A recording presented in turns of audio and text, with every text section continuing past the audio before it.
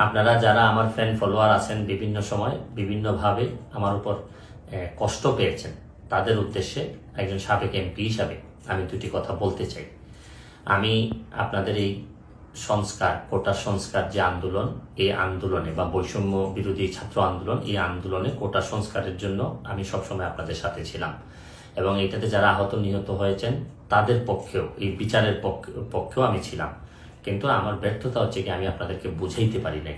এটার জন্য আমি সম্পূর্ণ ব্যর্থ হয়েছি এবং আমি এই ব্যর্থ হওয়ার জন্য আমার যারা ফলোয়ার আছেন, যারা আমাকে নিয়ে প্রত্যাশা করেছেন, সবার কাছে আমি দুঃখ প্রকাশ করতেছি। আমি আপনাদেরকে আরেকটি কথা বলতে চাই। এখন যে কাঠামোগত সংস্কার আপনারা চাচ্ছেন, দেখেন এই সংস্কারের জন্য আমি বহু বছর আগে থেকেই কাজ করে যাচ্ছি। আপনারা দেখেন এই দুর্নীতির বিরুদ্ধে যুদ্ধ গত 15 বছরে আপনারা যে 2-3 জন মানুষ দুর্নীতির বিরুদ্ধে সোচ্চার ছিলেন, এর মধ্যে হয়তো আমাকে একজন আপনারা পাবেন। আপনারা জানেন যে আমি এস আলমের বিরুদ্ধে নিজে বাদী হয়ে মামলা করছি টাকা পাচারের জন্য।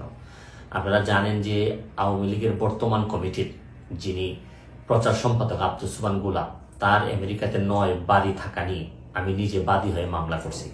আমি পুলিশের সাবেক আইজিপি বেনজিরের বিরুদ্ধে নিজে বাদী হয়ে দুদকে মামলা করছি। মহান সংসদে আমি তার বিরুদ্ধে বক্তব্য দিছি। মতিউর যে কর কমিশনার মতিউরের বিরুদ্ধে আমি মামলা করছি। আমি সালাম মুর্শিদের বাড়ির নিয়ে মামলা করছি। আমি আপনি সালাউদ্দিন, কাজী সালাউদ্দিন যে ফুটবলের দুর্নীতি নিয়ে আমি কথা বলছি। ওসি মুয়াজ্জেমের বিরুদ্ধে আমি নিজে মামলা করছি, করে তার 8 বছরের সাজা হয়েছে ডিজিটাল নিরাপত্তা আইনে। আমি, আপনারা জানেন যে জীবনে যত ঝুঁকি ছিল, আপনারা জানেন যে এই কোটা আন্দোলন শুরু হওয়ার 2 সপ্তাহ আগে আমি প্রেস কনফারেন্স করে বলতে বাধ্য হয়েছি, আমি জিডি করছি যে আমার জীবনের উপর হুমকি আছে এইসব দুর্নীতির বিরুদ্ধে প্রতিবাদ করতে গিয়ে। সুতরাং আমি এই যুদ্ধে সবসময় চেষ্টা করছি। এখন আপনারা যারা যে যুদ্ধ শুরু করছেন, ছাত্র জনতার নেতৃত্বে যে যুদ্ধ, এই যুদ্ধে আমি মনে করি যে দুর্নীতির বিরুদ্ধে যুদ্ধ, এই যুদ্ধে আমি আপনাদের সবসময় আমি আপনাদেরকে দোয়া করি যে আমি যতদিন আসি চেষ্টা করে যাব দুর্নীতির বিরুদ্ধে এই যে যুদ্ধ, এই যুদ্ধে সবসময় শরীর থাকার আমার জায়গা থেকে আমি চেষ্টা করব। এই বলে আজকের মতো বিদায় নিচ্ছি।